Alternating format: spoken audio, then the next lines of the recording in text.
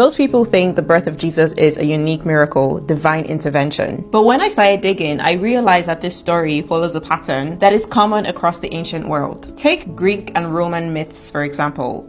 Zeus fathered a son through Danae. Dionysus was born of a mortal woman impregnated by God. What about Hercules? Same story. In Egyptian mythology, Isis conceives Horus through divine intervention as well. I mean, the pattern is clear. Gods fathering sons to serve as extraordinary divine heroes or saviors. And then Christianity comes along and does the exact same thing. Mary conceives Jesus by divine conception. This story isn't just about birth. It's a claim that this specific child is chosen and is extraordinary and will be the savior of the world. Exactly what myths across cultures were already doing. Even the story is the same. The divine son proves the power of God and validates the religion. Before time was written, men created stories of gods, powerful beings who ruled, fought, and fell in love like humans. They called them heroes: Hercules, Horus, Dionysus. But all these were born, not from truth, but from human imagination. When man couldn't explain the heavens, he began to imagine gods that looked like himself.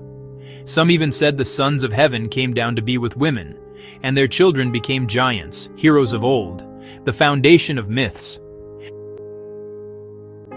But one story rose above them all, not from man reaching for God, but from God reaching for man. A prophecy that lived for centuries before it came true. A virgin shall conceive and bear a son, Emmanuel, God with us. Unlike the gods of myth, this child was not born from lust or pride. He was conceived by the Spirit of God, pure, holy, divine. The woman was not the source of divinity, she was a gateway. Through her, the Creator stepped into creation. The gods of legend sought glory, but Christ, the true Son of God, chose humility. Though he was equal with God, he made himself nothing, taking the form of a servant and becoming like one of us. While the gods of myth fought their fathers for power, Christ lifted up his Father in love. He said, "I and the Father are one." And through his obedience, he opened the way for us to call God our Father.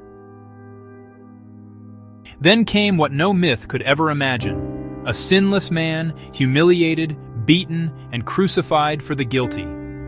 The imagination of man could never invent a God who dies for love. But this was not imagination. This was redemption. From humiliation came victory. From death came life. Where myths ended in pride, the story of Christ ended in mercy.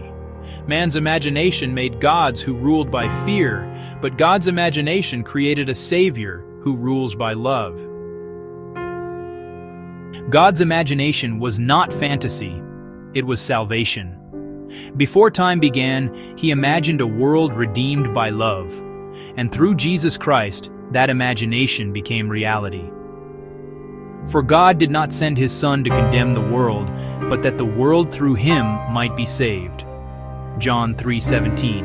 This is Mayer's Mind, where we reveal truth beyond culture and show that God's imagination is our reality.